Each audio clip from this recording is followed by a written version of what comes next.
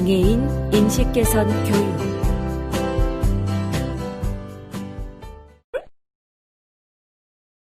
부끄러움을 잘 타 남 앞에 서면 얼굴이 빨개지는 김대리. 성격이 불같아 화부터 내는 이 과장. 깜빡깜빡 건망증이 심한 신주임. 영어 울렁증이 있어 바이어 앞에만 서면 작아지는 최주임. 한쪽 다리가 불편한 박대리. 이는 누구나 갖고 있고 가질 수 있는 하나의 특성일 뿐인데요. 그것이 모두 장애입니다. 여러분은 장애인에 대해 어떻게 생각하시나요? 불편한 사람, 휠체어, 도움이 필요한 사람. 이러한 생각이 보편적일 텐데요. 장애라는 편견을 걷어내면 나와 함께 일하는 동료, 선의의 경쟁자, 우리 회사의 인재가 보입니다. 지금부터 장애인 인식 개선 교육 시간으로 장애의 정의, 장애의 유형에 대해 알아보고 직장 내 장애인 인권, 장애인에 대한 차별 금지 및 정당한 편의 제공과 장애인 고용 우수 사례, 장애인의 삶과 사회적 인식, 장애인 학대 신고 및 예방에 대해 살펴보도록 하겠습니다. 지금부터 학습할 내용에 대한 학습 목표를 알아보겠습니다. 오늘 학습을 마치고 나면 여러분들은 장애의 정의에 대해 이해할 수 있으며 장애 유형에 대해 설명할 수 있고 직장 내 장애인 인권에 대해 설명하며 장애인에 대한 차별 금지 및 정당한 편의 제공에 대해 설명하고 장애인 고용 우수 사례에 대해 설명할 수 있을 것입니다. 그리고 장애인의 삶과 사회적 인식에 대해 이해하고 설명할 수 있고 장애인 학대 신고 및 예방에 대해 알고 설명할 수 있습니다. 그럼 지금부터 본격적인 학습을 시작해 보도록 하겠습니다.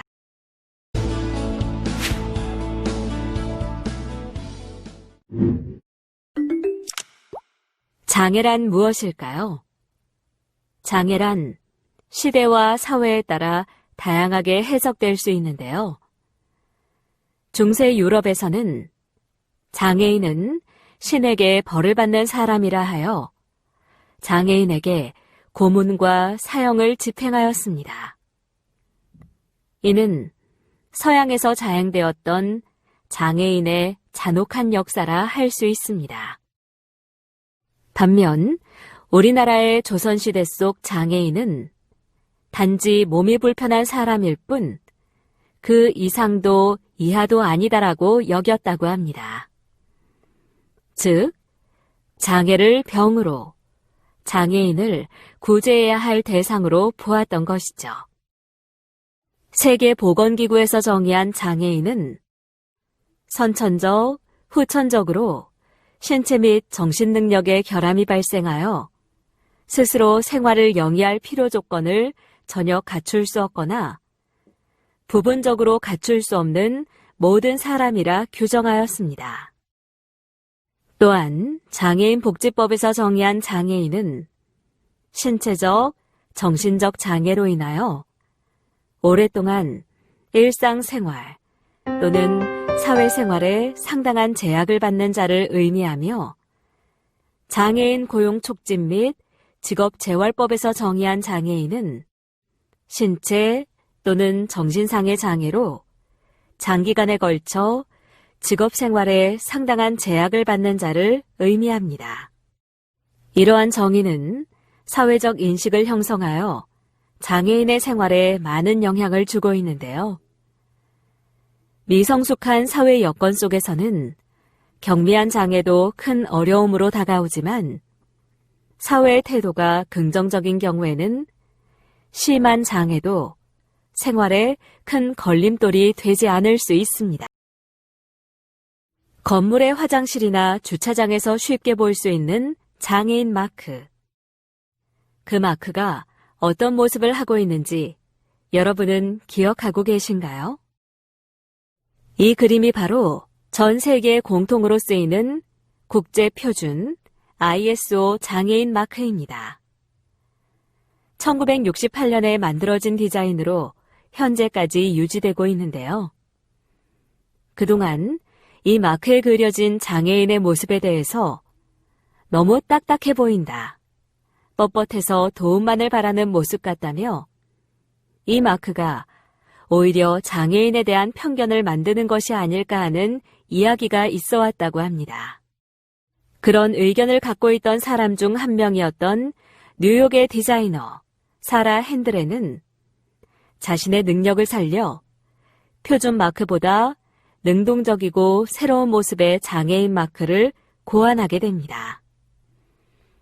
앞으로 내민 몸과 휠체어를 밀기 위해 자세를 잡고 있는 팔은 스스로 움직이겠다는 의지와 능동적인 모습을 보여주고자 만들었다고 하는데요.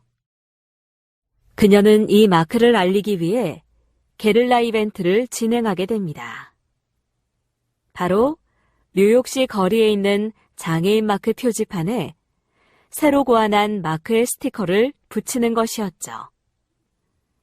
처음엔 불투명한 스티커로 이전의 마크를 보이지 않게 가리려고 했지만 기존의 마크에 대한 문제를 깨닫게 하기 위해 투명 스티커로 방법을 바꿨다고 합니다. 뉴욕시의 곳곳에서 그녀가 고안한 새 장애인 마크들이 보이게 되었고 국제 표준 마크를 사용하던 뉴욕시는 2014년 7월 46년 만에 사라 핸드렌이 만든 능동적인 모습의 장애인 마크를 공식적으로 사용하기로 했답니다. 장애가 있는 사람에 대한 호칭은 다양하지만 법적인 용어인 장애인이라고 부르는 것이 가장 적합합니다. 또한 장애가 없는 사람을 정상인이라고 부르는 대신 비장애인이라고 부르는 것이 더 적절한 표현이라고 할 수 있습니다. 그렇다면 우리나라 장애인 인구는 얼마나 될까요? 우리나라 장애인 인구는 267만 명으로 전체 인구의 약 5%를 차지하고 있습니다.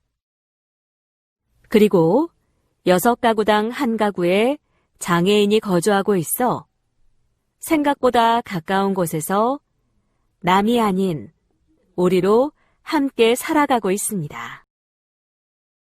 대개 장애는 나와는 거리가 먼 일이라고 생각하지만 결코 남의 일이 아닙니다. 2017년 장애인 실태조사 결과 장애 발생 원인을 살펴보면 사고 혹은 질환 등 후천적 원인에 의해 발생하는 비율이 88.1%로 나타났습니다. 특히 고령으로 인한 장애 발생률이 높아 사회가 고령화될수록 장애 인구는 점점 더 늘어날 것으로 예상됩니다. 우리나라에서는 장애인의 경제활동은 결코 쉽지 않습니다. 2017년 장애인구 실업률은 5.7%로 전체 인구 실업률 3.6%에 비해 높은 편이며 장애인 고용률 또한 36.5%로 전체 인구 고용률 61.3%에 비해 매우 낮은 편입니다. 이는 장애인들의 업무 능력보다 장애인인데 일을 잘할 수 있을까, 일하는 데 위험하지 않을까 등의 사회적 편견의 문제일지도 모릅니다. 이러한 문제를 해결하기 위해서는 중증 장애인 근로자가 근무하는 사업장에 보조공학기기 및 근로지원인 등의 제도를 지원함으로써 장애인도 자신의 능력을 제대로 발휘할 수 있는 여건을 마련해야 합니다.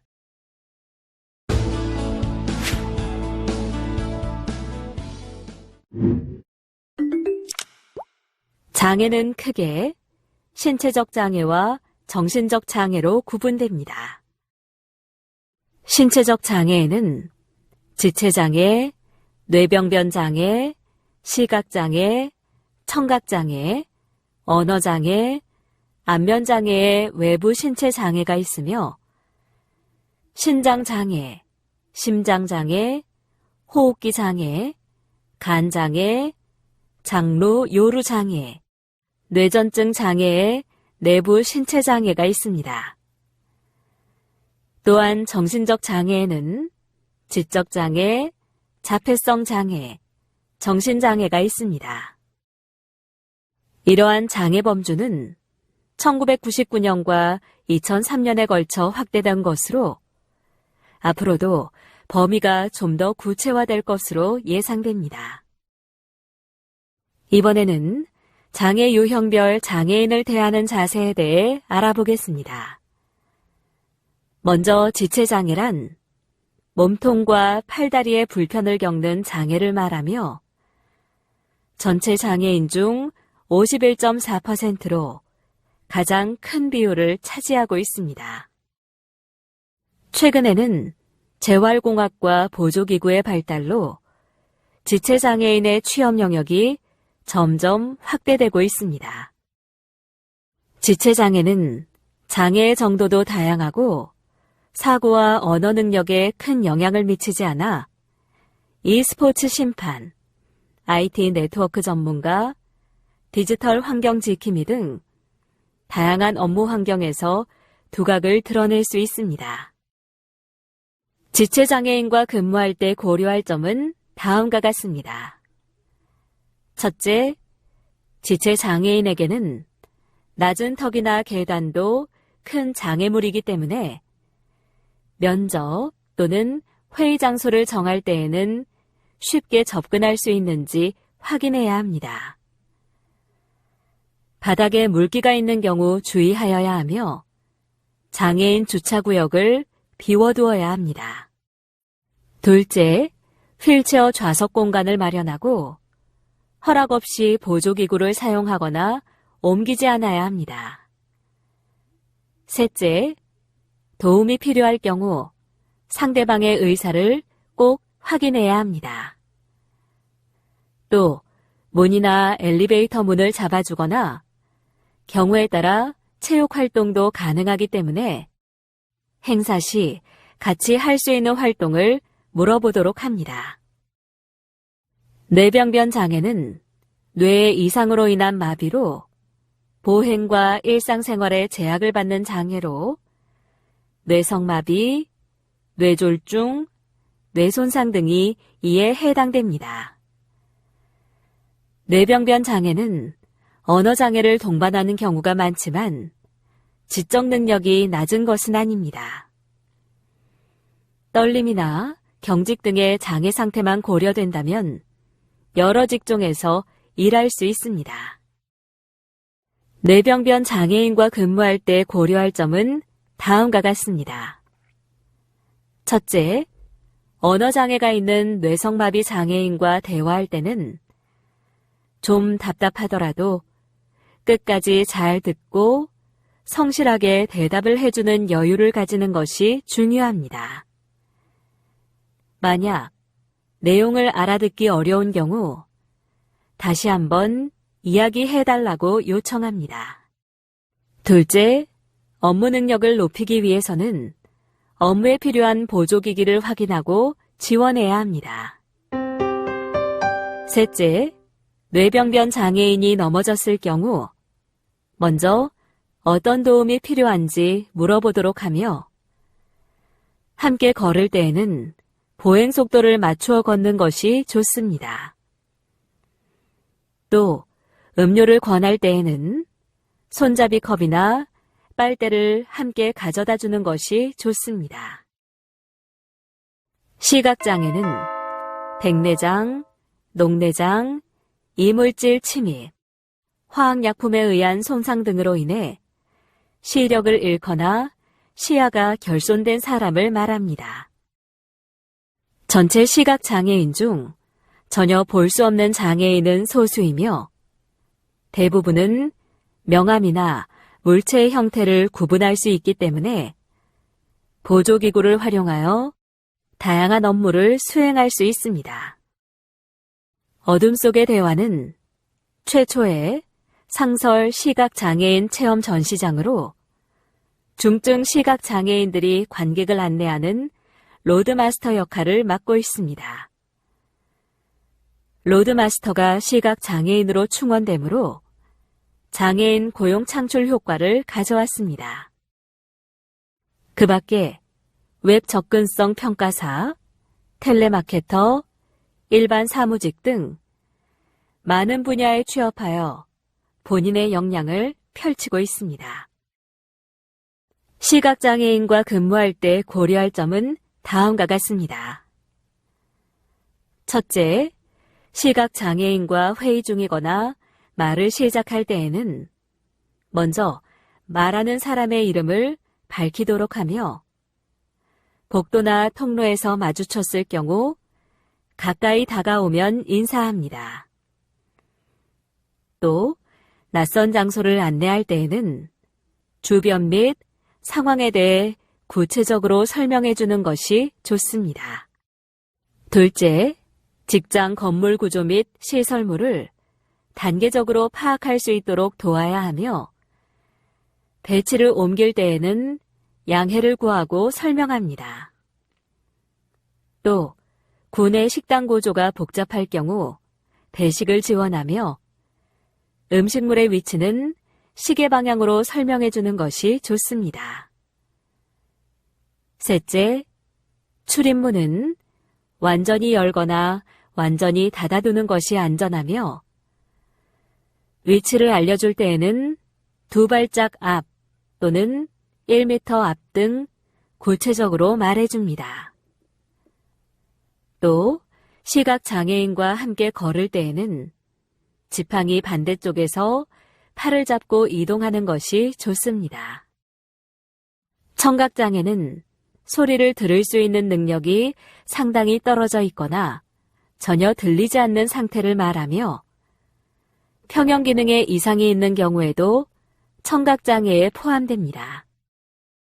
청각장애인은 수화 외에도 필담, 보청기, 구독 등 다양한 의사소통 수단을 통해 업무를 수행해 나갈 수 있으며 현재 훈련을 통해 네일 아티스트 등 여러 전문 분야에서 업무를 수행하고 있습니다. 청각장애인과 근무할 때 고려할 점은 다음과 같습니다. 먼저 모든 청각장애인은 수화를 할 줄 알거나 사용하는 것은 아닙니다. 때문에 먼저 의사소통 방법부터 확인해야 합니다. 또한 대화를 나누기 이전에 해야 할 것은 시선을 끄는 것이 중요하며 이야기를 나눌 때 청각장애인의 눈을 보며 입모양과 발음을 정확하게 구사해 원활한 의사소통이 이루어질 수 있도록 합니다. 반복하여 말할 필요가 있는 상황도 있으니 이런 점도 생각해 두면 좋습니다. 둘째, 청각장애인과 대화를 나눌 때에는 의미가 상통하는 표정 또는 몸짓을 적극 이용하며 수화 통역사를 통해 대화를 할 경우 수화 통역사가 아닌 청각장애인을 향해 직접 이야기합니다. 또 여러 명과 대화를 나눌 때에는 내용을 간단하게 설명하여 공유하도록 합니다. 셋째, 업무를 지시할 때에는 시범을 보이거나 글로 써서 설명하며 회의에서 진행되는 상황을 중간중간 확인하고 청각장애인에게 이야기할 기회를 줍니다.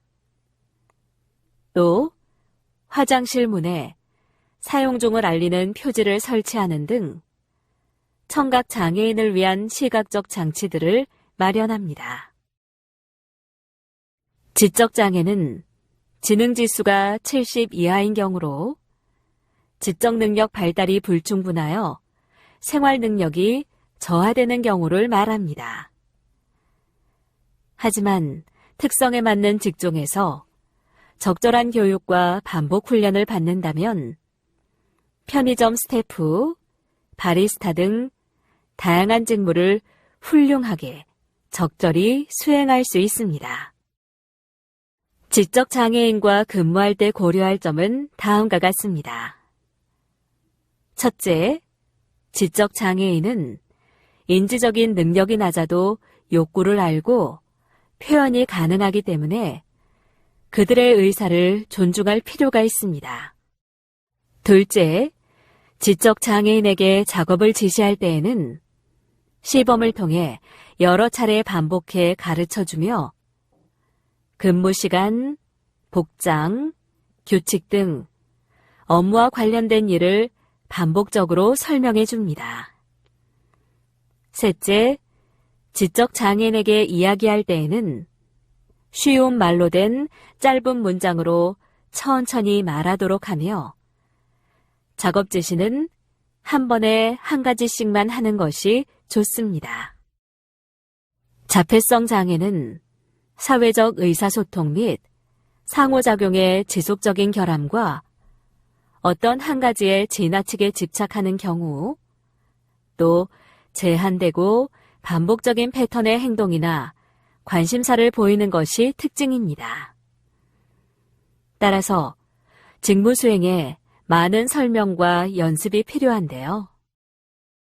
이러한 과정을 거쳐 현재 많은 자폐성 장애인들은 캐스트, 호텔리어, 도시농부 등 다양한 업무 환경에서 자신의 역할을 성실히 수행해 나가고 있습니다. 자폐성 장애인과 근무할 때 고려할 점은 다음과 같습니다. 첫째, 자폐성 장애인은 낯선 장소, 낯선 사람, 예측 못한 상황, 일과 조정에 있어 불안감이 크다 보니 충분한 설명과 예행 연습이 필요합니다.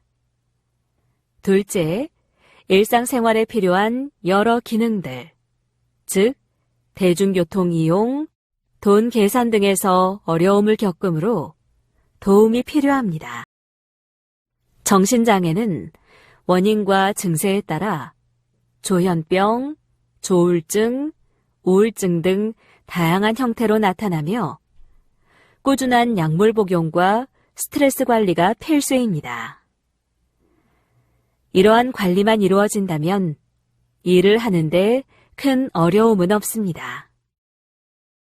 회복 경험을 바탕으로 병원이나 센터에서 다른 정신장애인을 돕는 등 한 사람의 사회 구성원으로서 자신의 몫을 다하고 있습니다.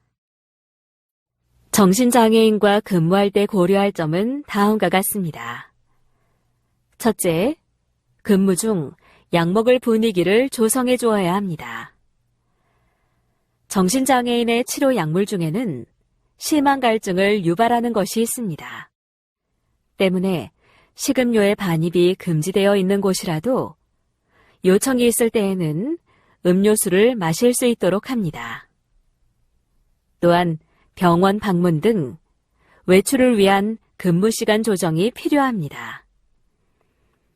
둘째, 직장 내 고민 상담이 가능한 직원을 주변에 배치해 도움을 받을 수 있도록 합니다.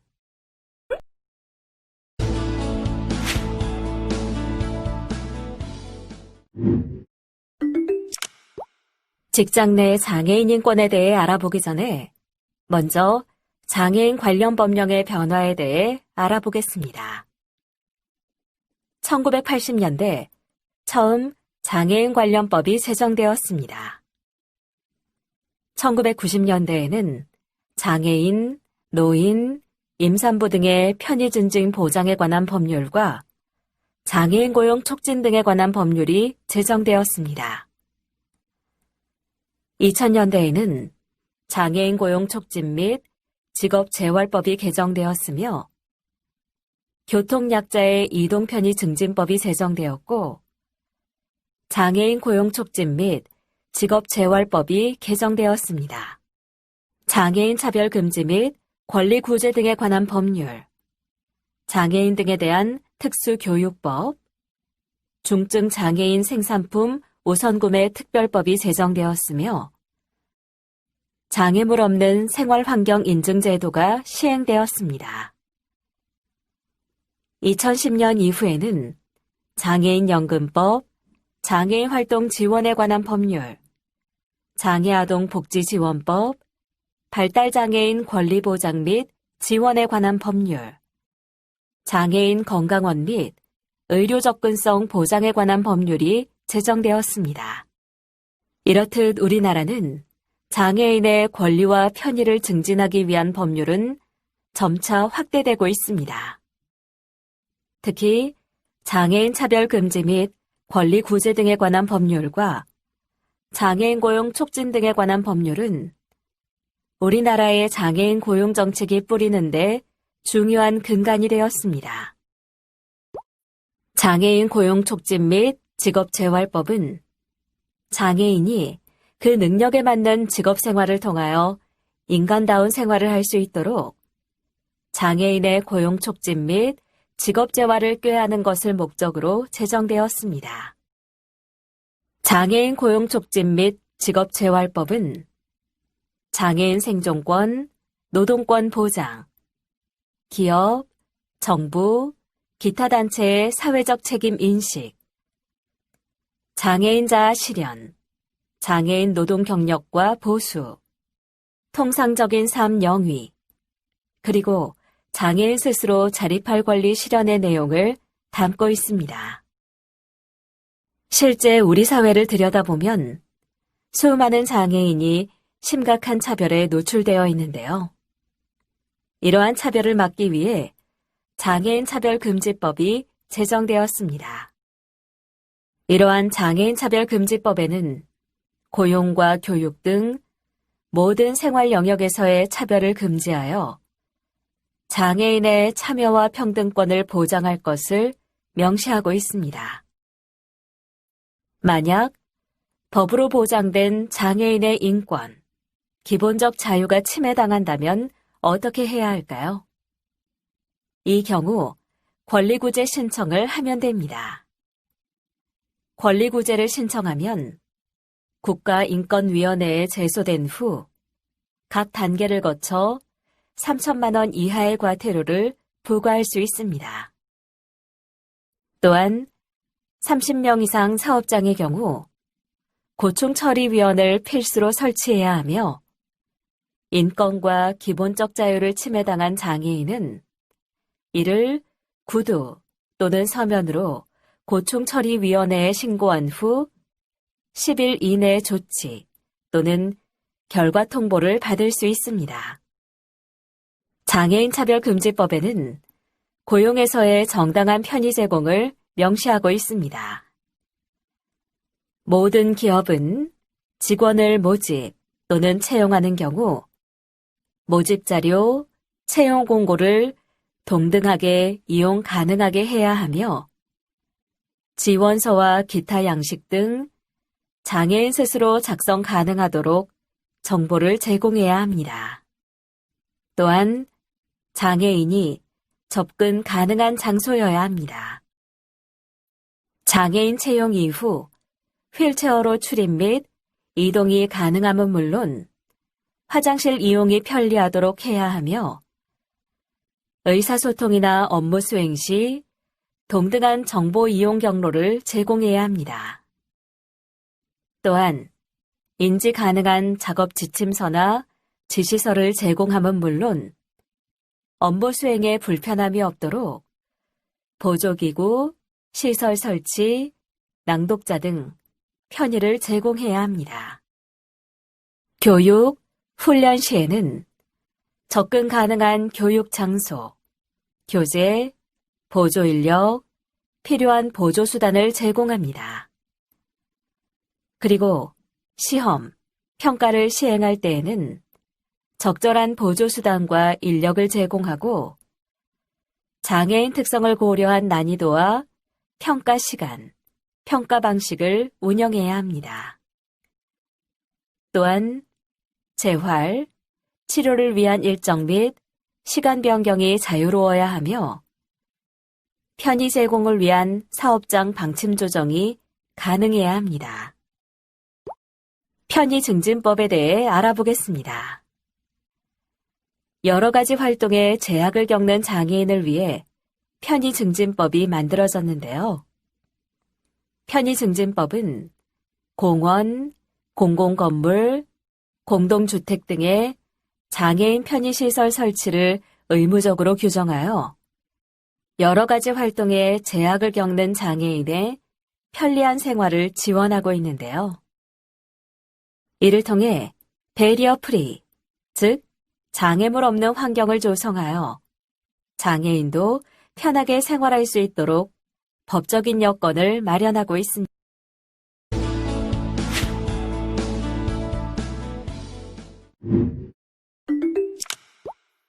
발달 장애인에는 지적 장애인과 자폐성 장애인이 있습니다. 2017년도 지적 장애와 자폐성 장애 비율은 7.6%로 100명 중 7명에 해당합니다. 이들은 전체 장애인 중 소수이지만 인권, 교육, 노동 등 모든 사회 영역에서 다른 장애인에 비해 취약한 위치에 놓여 있습니다.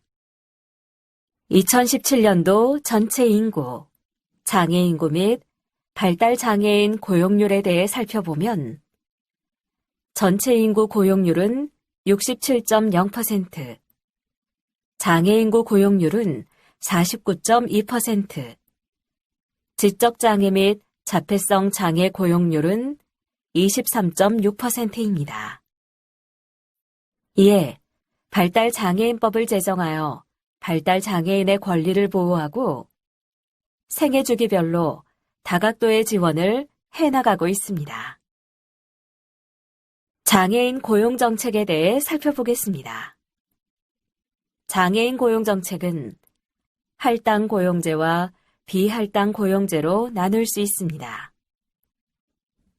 할당 고용제는 장애인 고용 촉진 및 직업재활법에 따라 근로자의 일정 비율을 장애인으로 의무 고용하는 정책입니다. 우리나라의 경우 의무 고용률을 달성하지 못할 경우 부담금을 부과하는 고용 의무 제도를 시행하고 있습니다. 다음으로 비할당 고용제는 장애인 차별금지법이나 노동법에 의거하여 장애인 고용률을 높이는 형태입니다.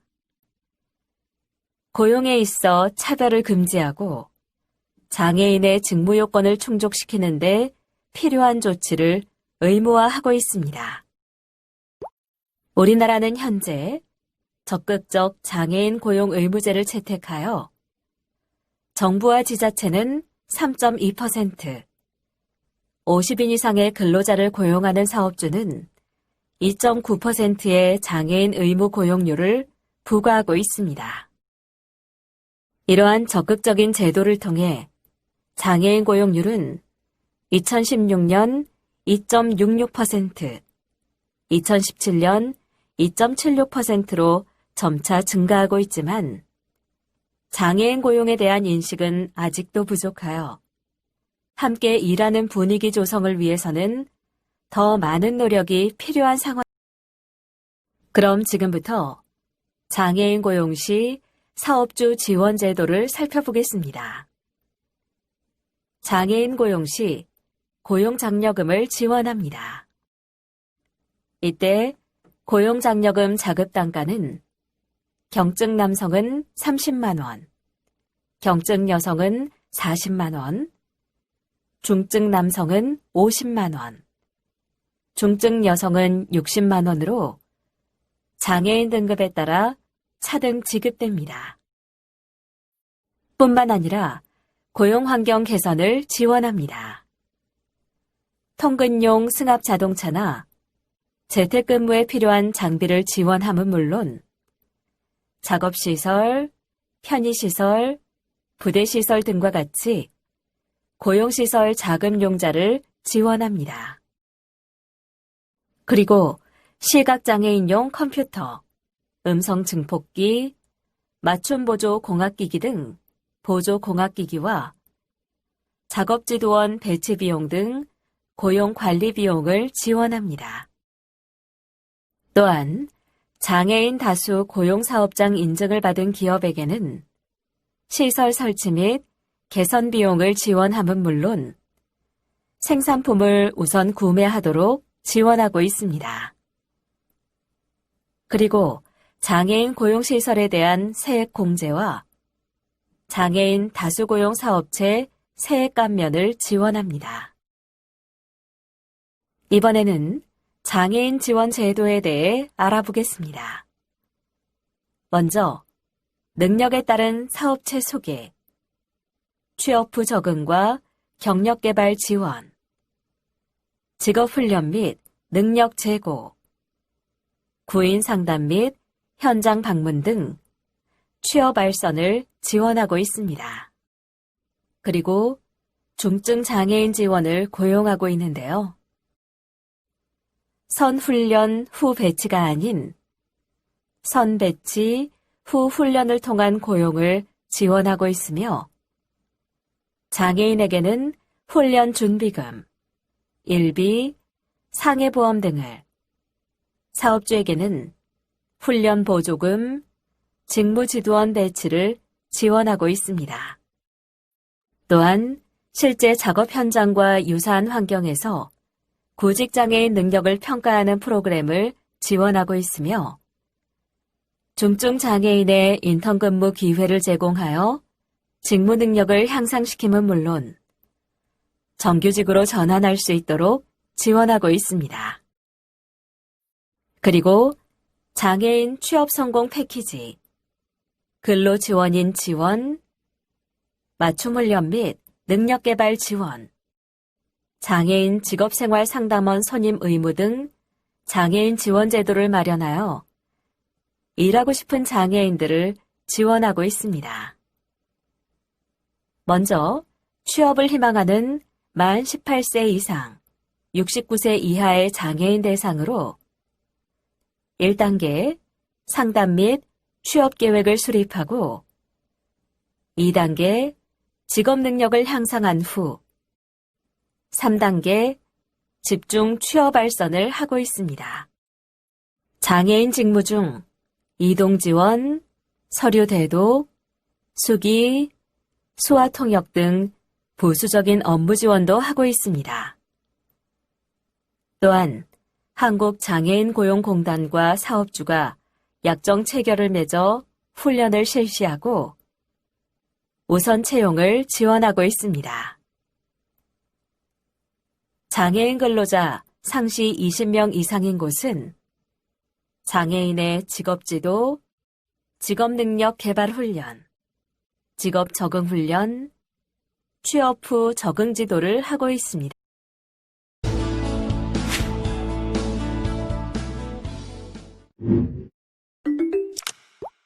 그럼 지금부터 장애인 고용 우수 사례에 대해 알아보겠습니다. 먼저 삼성전자입니다. 삼성전자는 정보기술, 기계 디자인, 점저 사용 설명서 제작, 전화 상담, 전기전자 등 다양한 분야의 장애인을 고용하는 등 적극적인 지원을 하고 있는데요. 장애인 맞춤 훈련 제도를 통해 직무에 맞는 장애인이 고용하는 것이 아니라 교육 훈련을 통해 원하는 인재를 양성하고 있습니다. 그리고 디딤돌 인턴십 제도를 통해 장애인 대학생의 업무 경험, 사회생활, 채용 기회를 제공하고 있습니다. 또한 장애인 친화 환경을 구축하기 위해 삼성 배리어 프리 인증 제도를 운영하고 있으며 상담 심리사가 상주하여 장애인의 고충을 해결해주고 있습니다. 그리고 건강검진 및 치료비를 지원하고 있습니다. 이번에는 커피를 통해 더 나은 세상을 만드는 스타벅스 코리아의 사례를 살펴보겠습니다. 스타벅스의 경우 장애 유형별 직무 배치를 통해 장애인을 고용하고 있는데요. 청각, 시각장애인은 음료 제조 업무에 집중 배치하고 있으며, 지체장애인은 판매 업무, 사무지원 파트에, 지적장애인은 매장 비품 정리, 환경 정화 업무에 배치하고 있습니다. 스타벅스의 경우 전문화된 채용 교육을 실시하고 있습니다. 고객 대면 에티켓, 위생관리 등 서비스 직무 소양과 커피 이론, 제조 방법 등 직무에 필요한 다양한 교육을 실시하고 있습니다. 또한 장애 특성에 맞춘 1:1 교육을 통해 채용 교육을 실시하고 있는데, 지적 장애인에게는 반복 학습 위주로, 청각 장애인에는 발달된 촉각, 후각을 활용하여 커피 음료 제조를 교육하고 있습니다.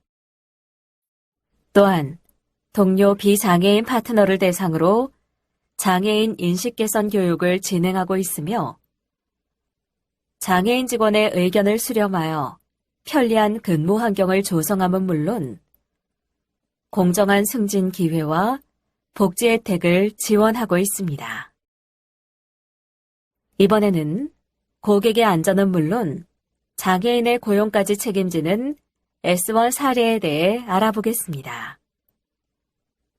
S1은 콜센터 상담, 기술 상담, 헬스키퍼, 네일 아티스트 분야에서 장애인을 고용하고 있는데요. 콜센터에 근무하는 직원들은 감정노동으로 인한 스트레스가 많은데, 이를 해소하기 위한 시각장애인 헬스키퍼를 고용하여 직원 복지와 장애인 고용이라는 두 마리 토끼를 잡았습니다. 그리고 전일 근무가 어려운 직원의 경우 통화 집중 시간대 투입한다거나, 출퇴근이 어려운 직원은 재택근무를 운영하는 등 상황을 고려한 직무 환경을 조성하고 있습니다. 그리고 1:1 멘토링 프로그램, 모니터링을 통한 코칭, 외부 전문 강사를 초빙하여 자기 개발을 돕고 있습니다. 이번에는 장애인이 일하기 좋은 은행, IBK 기업은행의 장애인 고용 사례에 대해 살펴보겠습니다. IBK 기업은행은 사무지원, 전화상담, 헬프데스크, 비서 업무, 웹마케터에 장애인을 고용하고 있습니다. 기업은행의 경우 정원의 3% 이상 채용하는 장애인 할당제를 실시하고 있습니다. 결혼 발생 시 장애인 우선 채용, 장애인 추천제도 도입 등 장애인 상시 채용제를 실시하여 장애인 고용에 힘쓰고 있습니다. 또한 고용 안정화를 위해 보조 공학기기 지원, 업무별 멘토 지정, 일정 근무 기간 후 무기계약직 전환 또는 정년 보장의 노력을 하고 있습니다. 장애인의 삶까지 건강하게 만드는 서울의료원 사례에 대해 살펴보겠습니다. 서울의료원은 주차지도원, CCTV 모니터링 요원, 사무직원, 동료 지원가에 장애인을 고용하고 있습니다. 서울의료원은 일반 직원과 동일한 복리후생을 제공하고 유연근무제를 실시하는 등 배려 있는 근무 환경을 조성하고 있으며, 검사실 입구 턱을 없애고 출입문 일부를 개선함은 물론 장애인 화장실을 터치식 자동문으로 교체하는 등 장애인 건강검진 및 편의시설을 확대하였습니다.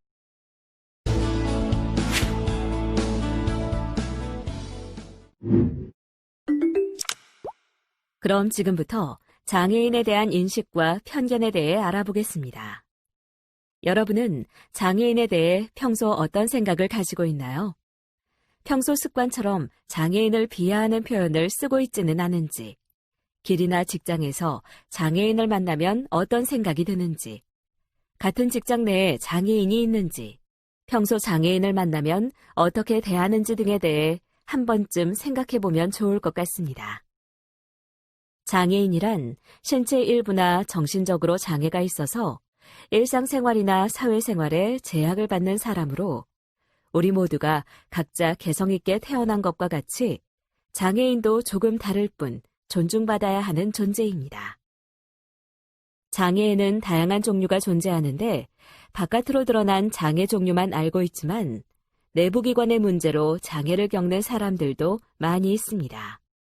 정신적 장애에는 지적장애, 정신장애, 자폐성 장애가 있고 신체적 장애에는 지체장애, 뇌병변 장애, 시각장애, 신장장애, 심장장애, 간장애, 간질장애, 장루, 요루장애, 호흡기장애, 안면장애, 언어장애, 청각장애가 있습니다.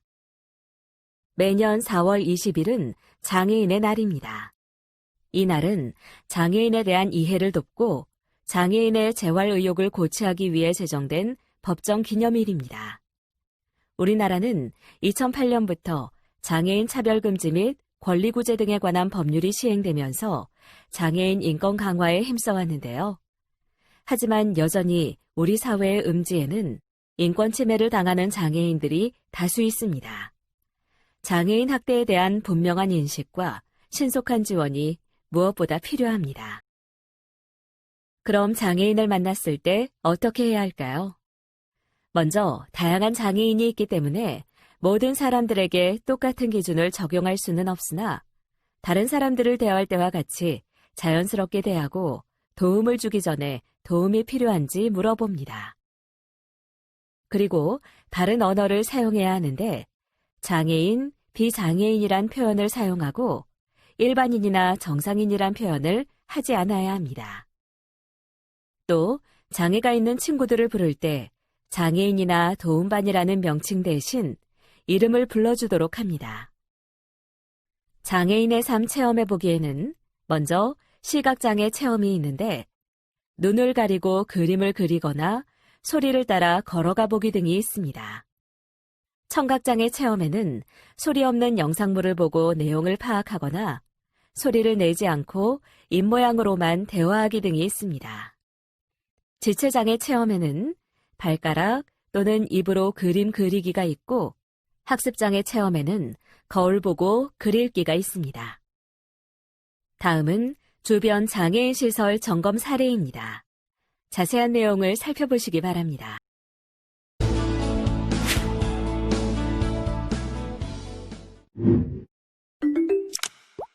다음으로 장애인 학대에 대해 살펴보겠습니다. 다음 기사는 지역사회에서의 인권 침해에 대한 내용으로 염전 노예 사건에 대한 기사를 일부 제시한 것입니다. 장애인 학대에 대해 알아보기 전에 기사 내용을 먼저 읽어보시기 바랍니다. 장애인이란 신체적, 정신적 장애로 오랫동안 일상생활이나 사회생활에서 상당한 제약을 받는 자를 말하는데 신체적 장애는 지체장애, 뇌병변 장애, 시각장애, 청각장애, 언어장애, 안면장애, 신장장애, 심장장애, 간장애, 호흡기장애, 장루, 요루장애, 뇌전증 장애가 있고 정신적 장애에는 지적장애, 자폐성 장애, 정신장애가 있습니다. 그리고 장애인 학대란 장애인에 대하여 신체적, 정신적, 정서적, 언어적, 성적 폭력이나 가혹행위, 경제적 착취, 유기 또는 방임을 하는 것을 말합니다. 장애인 학대는 은밀하게 일어납니다. 가정 내, 장애인 시설 내, 직장, 학교 등 우리 주변에서 은밀하게 일어날 수 있습니다. 또 가까운 사람이 가해자가 되는 경우가 많습니다. 보호자, 복지 서비스 제공자, 직장 동료, 이웃 등 장애인과 가까운 사람이 가해자가 되는 경우가 많고 반대로 가까운 사람이 장애인의 가장 좋은 옹호자이기도 합니다. 그리고 학대임을 인식하지 못하거나 학대임에도 가볍게 여기는 경우가 많은데 학대를 당하거나 유기 방임에 놓인 장애인을 보고도 대수롭지 않게 여기기도 합니다. 장애인 학대는 장애인 스스로 해결하거나 도움을 요청하기 어려운 경우가 많습니다.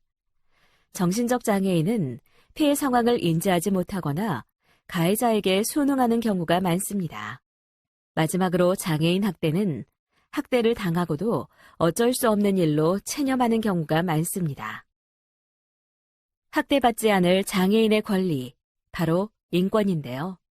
인권이란 성별, 인종, 장애 여부, 국적 등에 관계없이 인간이 인간으로서의 존엄성을 지니고 인간답게 살 수 있도록 보장되어야 하는 권리를 말합니다.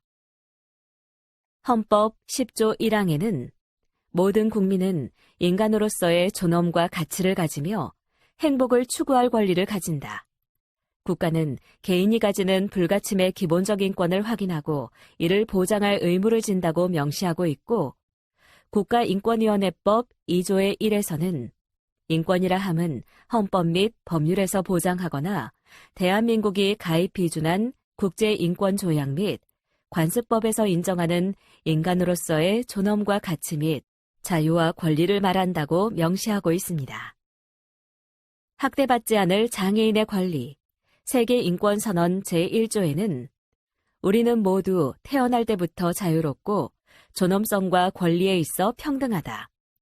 우리는 모두 이성과 양심을 가졌으므로 서로에게 형제 자매의 정신으로 행해야 한다고 명시되어 있고 제2조에는 피부색, 성별, 종교, 언어, 국적, 갖고 있는 의견이나 신념 등이 다를지라도 우리는 모두 평등하다고 명시되어 있습니다. 그리고 제29조에는 우리에게는 모든 사람의 자유와 권리를 지키고 살기 좋은 세상을 만들기 위한 의무가 있다. 다른 사람의 권리와 자유를 존중하기 위하여 필요한 경우에만 우리의 자유와 권리는 법률에 따라 제한된다고 명시되어 있습니다.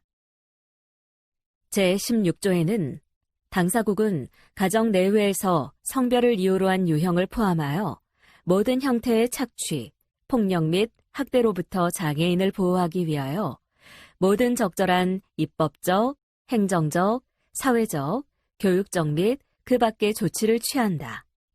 당사국은 특히 장애인과 그 가족 및 보호자를 위하여 착취, 폭력 및 학대를 방지하고 인지하며 신고하는 방법에 대한 정보 및 교육의 제공을 포함하여 연령과 성별을 고려한 적절한 형태의 지원 및 보조를 보장함으로써 모든 형태의 착취, 폭력 및 학대를 방지하기 위한 모든 적절한 조치를 취한다.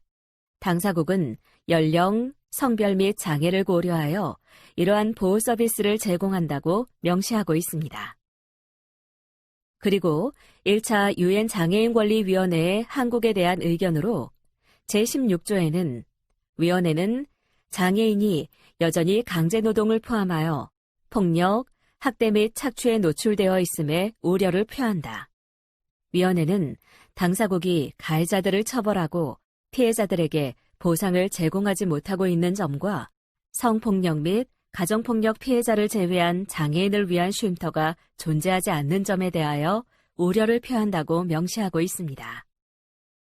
장애인 차별금지법 제32조 1에서는 장애인은 성별, 연령, 장애의 유형 및 정도, 특성 등에 상관없이 모든 폭력으로부터 자유로울 권리를 가진다고 명시하고 있고 2에서는 괴롭힘 등의 피해를 당한 장애인은 상담 및 치료, 법률 구조, 그 밖에 적절한 조치를 받을 권리를 가지며 괴롭힘 등의 피해를 신고하였다는 이유로 불이익한 처우를 받아서는 아니 된다고 명시하고 있으며 3에서는 누구든지 장애를 이유로 학교, 시설, 직장, 지역사회 등에서 장애인 또는 장애인 관련자에게 집단 따돌림을 가하거나 모욕감을 주거나 비하를 유발하는 언어적 표현이나 행동을 하여서는 아니 된다고 명시하고 있습니다.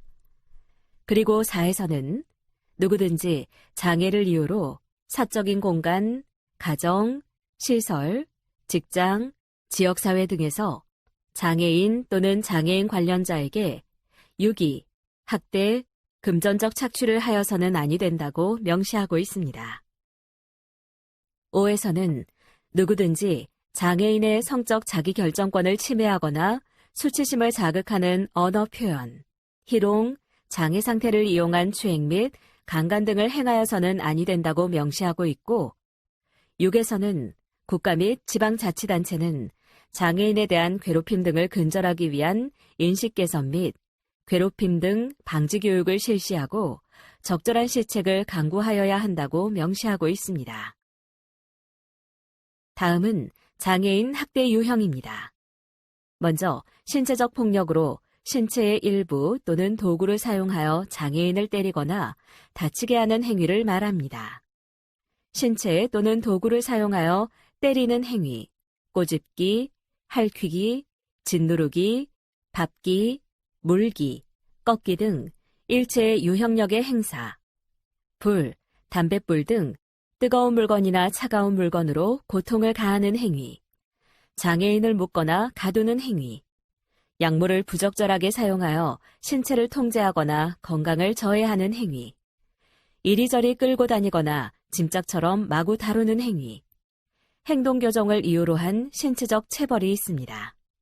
그럼 버튼을 클릭해 신체적 폭력 사례에 대해 살펴보세요.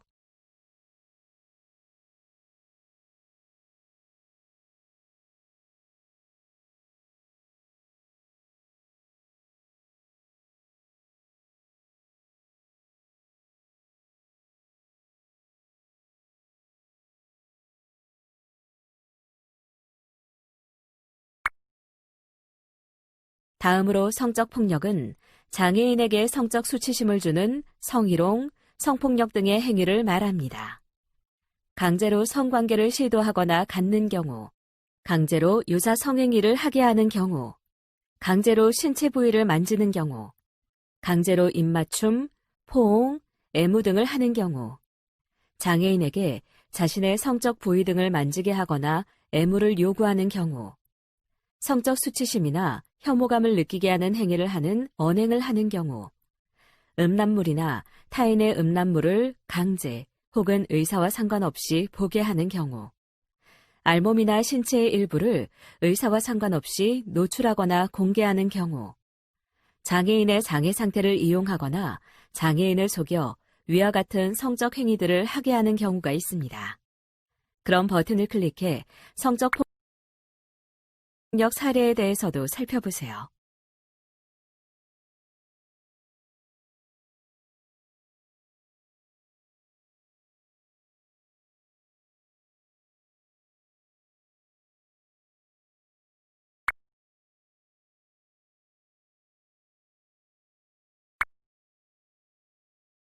다음은 정신적, 정서적 폭력으로 언어 및 비언어적 행위를 통하여 장애인에게 정서적으로 고통을 유발시키는 행위를 말합니다.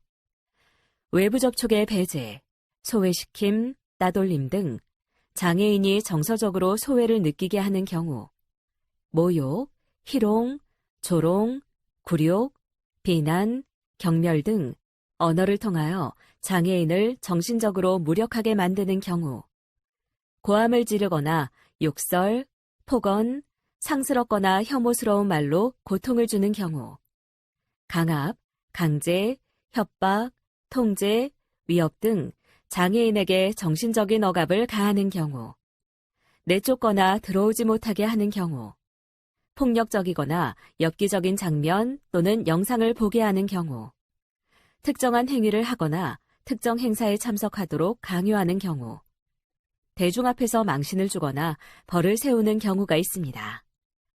그럼 버튼을 클릭해 정신적, 정서적 폭력에 대해 살펴보세요.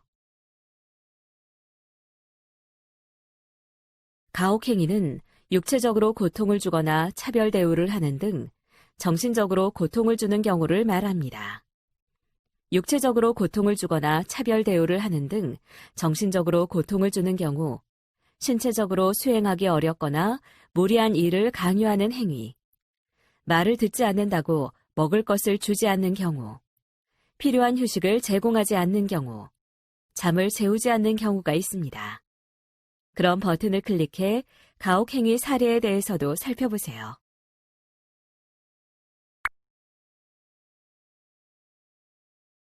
경제적 착취는 장애인을 위하여 증여 또는 급여된 금품을 그 목적 이외의 용도로 사용하는 행위를 말합니다.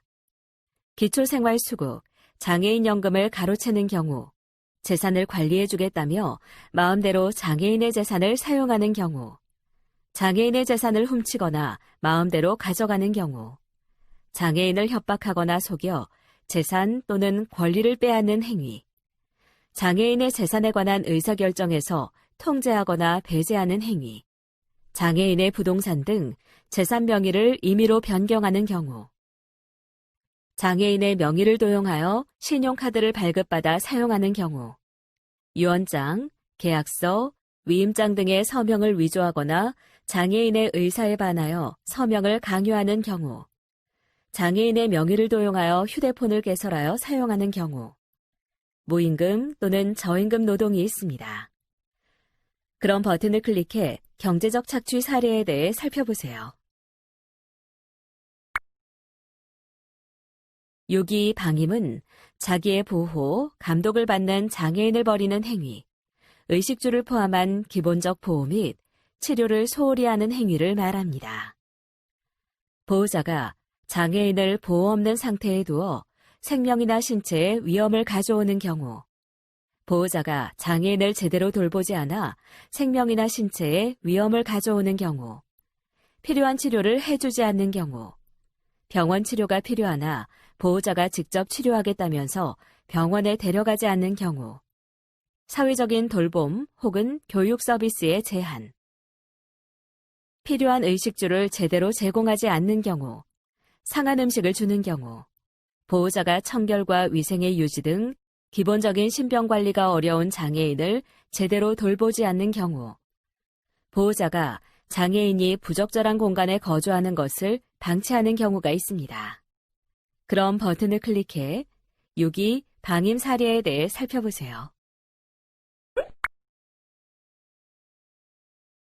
장애인 학대 처벌 기준에는 장애인에게 성적 수치심을 주는 성희롱, 성폭력 등의 행위가 있으며 10년 이하의 징역 또는 7천만 원 이하의 벌금에 처합니다. 장애인의 신체에 폭행을 가하거나 상해를 입히는 행위는 폭행 5년 이하의 징역 또는 3천만 원 이하의 벌금, 상해 7년 이하의 징역 또는 5천만 원 이하의 벌금에 처합니다. 자신의 보호, 감독을 받는 장애인을 유기하거나 의식주를 포함한 기본적 보호 및 치료를 소홀히 하는 방임 행위는 5년 이하의 징역 또는 3천만 원 이하의 벌금에 처하고, 장애인에게 구걸을 하게 하거나 장애인을 이용하여 구걸하는 행위는 5년 이하의 징역 또는 3천만 원 이하의 벌금에 처합니다. 장애인을 체포 또는 감금하는 행위는 5년 이하의 징역 또는 3천만 원 이하의 벌금에 처하고, 장애인의 정신건강 및 발달에 해를 끼치는 정서적 학대 행위는 5년 이하의 징역 또는 3천만 원 이하의 벌금에 처합니다. 장애인을 위하여 증여 또는 급여된 금품을 그 목적 외의 용도로 사용하는 행위는 3년 이하의 징역 또는 2천만 원 이하의 벌금에 처하고, 공중의 오락 또는 흥행을 목적으로 장애인의 건강 또는 안전에 유해한 고개를 시키는 행위는 1년 이하의 징역 또는 500만 원 이하의 벌금에 처합니다. 장애인의 학대 현황은 지속적으로 늘고 있고, 장애인 학대 상담 건수가 지속적으로 상승하고 있는 실정입니다. 전체 상담 중 학대 상담 비율은 2008년 29.9%에서 꾸준히 늘고 있는 상황입니다. 그럼 장애인 학대 신고는 누가 하나요? 장애인 학대는 누구든지 신고할 수 있습니다. 특히 다음 직군의 종사자는 학대 상황을 발견했을 시 의무적으로 신고해야 합니다. 장애인의 학대 신고 절차는 다음과 같으며, 장애인 학대 발견 시 신고 접수 후 현장 조사, 경찰 조사 및 보호 조치 후 권리구제 조치를 취하고 권리회복 단계를 거쳐 사후 지원을 하도록 합니다. 그렇다면 학대인지 아닌지 어떻게 해야 할지 모를 때 어디서 도움을 받을 수 있을까요?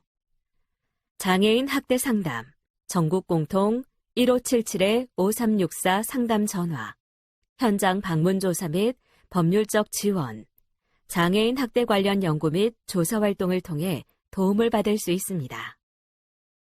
다음은 장애인 인권 침해 예방센터 사례 개입 체계도입니다. 장애인 인권 상담 전화는 1577-5364이며 장애인 인권 침해 예방센터는 다음과 같습니다. 장애인 학대 예방을 위한 방법 중 사회복지시설 및 관련 기관 종사자의 역할은 다음과 같습니다. 먼저 장애인의 권리를 명확히 인식해야 하는데 장애인은 단지 돌봄이 필요한 사람이 아닌 권리의 주체로서 동등한 인간입니다. 둘째, 장애인 인권 교육, 학대 예방 교육에 적극적으로 참여하여 스스로의 인권 감수성을 돌아보고 높입니다. 셋째, 당사자 권리 교육을 통해 스스로 지킬 힘을 배양합니다. 이는 기분 좋은 인권 침해 예방을 위한 방법입니다. 넷째, 학대의 징후를 유심히 관찰하고 의심되는 경우 즉각 신고하거나 상담을 받습니다. 장애인 학대 신고는 수사기관, 장애인 권익 옹호 전문기관을 통해, 상담은 장애인 인권 침해 예방센터, 장애인 인권센터를 통해 하도록 합니다. 다음은 의료인, 응급구조원의 역할입니다. 먼저 학대 징후를 특히 유심히 관찰해야 하는데, 특히 가정 내 학대나 방임의 경우 가족 간 일이라는 이유로 학대라고 생각하지 못할 수 있습니다. 장애인이기 때문에 그럴 수 있다는 것은 학대의 결과일 수 있습니다. 둘째, 학대가 의심되는 경우 즉각 신고해야 하며 장애인 학대 신고는 수사기관, 장애인 권익 옹호 전문기관을 통합니다. 교육기관 종사자의 역할은 먼저 장애를 이유로 한 따돌림, 비하 발언 등 정서적 학대를 특히 유념해야 하는데 이는 친구들 사이의 일이 아닌 명백한 정서적 학대입니다. 둘째, 학생을 대상으로 장애인권 교육, 인식 개선 교육을 적극적으로 시행해야 합니다. 인권 교육이 형식적인 교육이 되지 않도록 유념하고 대규모 집합교육보다는 실제로 생각해 볼 수 있는 참여형 교육이 바람직합니다. 셋째, 학대 징후를 유심히 관찰하고 의심되는 경우 즉각 신고하거나 상담을 받습니다. 장애인 학대 신고는 수사기관, 장애인 권익 옹호 전문기관을 통하고 장애인 학대 상담은 장애인 인권 침해 예방센터, 장애인 인권센터를 통하도록 합니다.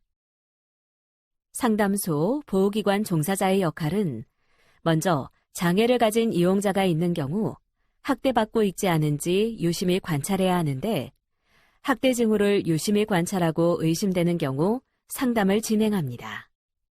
둘째, 이용자 간 학대에 유념해야 합니다. 장애인만을 대상으로 한 기관이 아닌 경우 장애인 이용자에 대한 학대가 발생할 수 있고 학대의 피해자가 학습된 학대로 인하여 가해자가 되는 경우가 있습니다. 셋째, 학대 징후를 유심히 관찰하고 의심되는 경우 즉각 신고하거나 상담을 받습니다.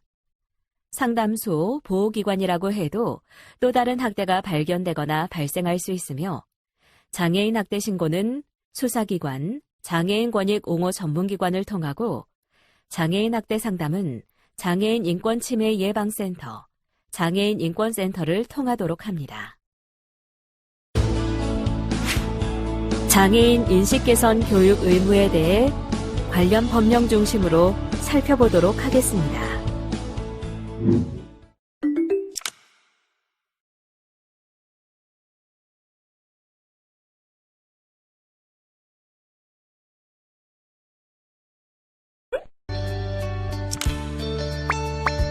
다음의 질문에 대한 각자의 의견을 입력하고 저장하기 버튼을 클릭하세요. 전문가 의견 보기를 클릭하면 전문가의 의견을 살펴보실 수 있습니다. 이번 시간의 학습 목표를 잘 성취하였는지 퀴즈를 통해 확인해 보도록 하겠습니다.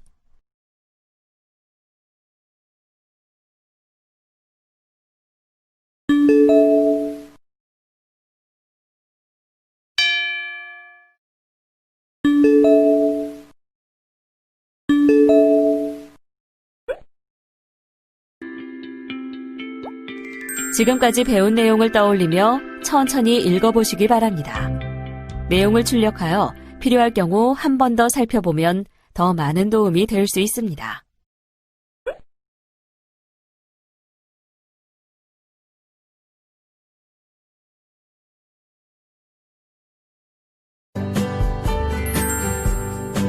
지금까지 장애인 인식 개선 교육에 대해 살펴보셨습니다. 수고하셨습니다.